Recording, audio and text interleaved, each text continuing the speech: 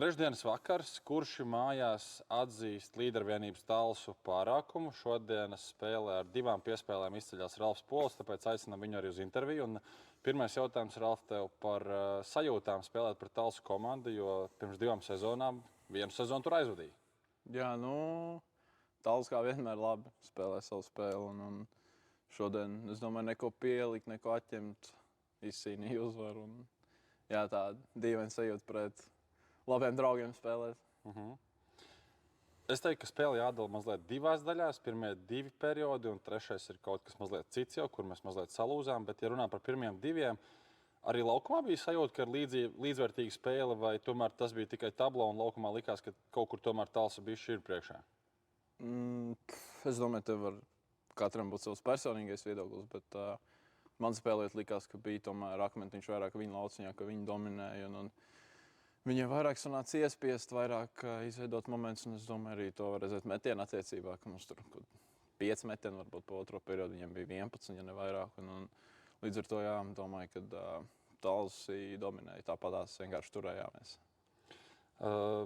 Kā tev pašam, ar ko tu skaidrot tās trešā perioda sākumu, kur diezgan ātrā laikā Talsi gūst vārtus, iegūst droši vien pārliecību, mums savukārt mazliet tā pārliecība zūd, un kas varbūt bija par pamatām, tavuprāt?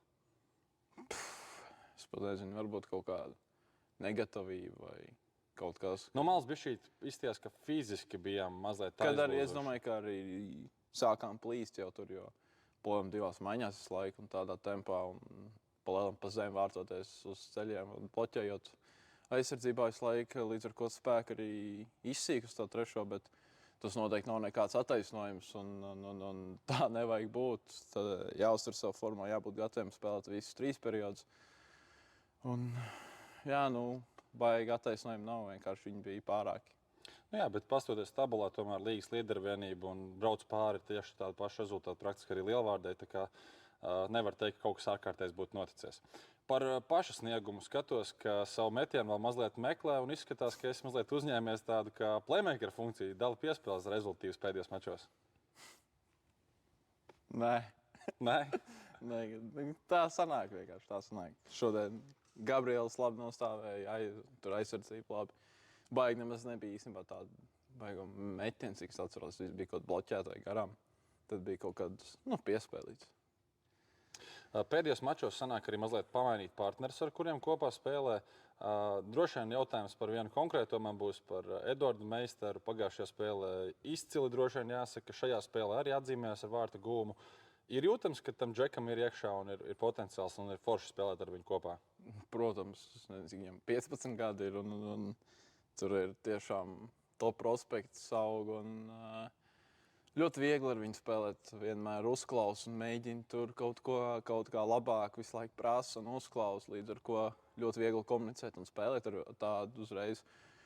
Jo, ja mēs esam pilnā sastāvā, kad ir gan Patriks, gan Sāns, gan Ingers, un tad Meisīs pie mums, tad viņš tāpat spēlē, es domāju, lielu lomu tajā maiņā, līdz ar ko tas arī bija pret Ādažiem, kur Trinīti iebāz vienkārši, un tas noteikti par kaut ko liecina, kad tas strādā un kad viņš ir pelnījis šeit būt. Sanāca tagad īsā laikā aizvadīt 3 spēles.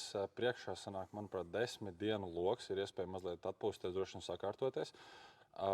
Jautājums ir priekšā 2 spēles mājās joprojām. Pretī nāk Irlava un Valmiera. Ko mēs varam sagaidīt no šīm 2 spēlēm?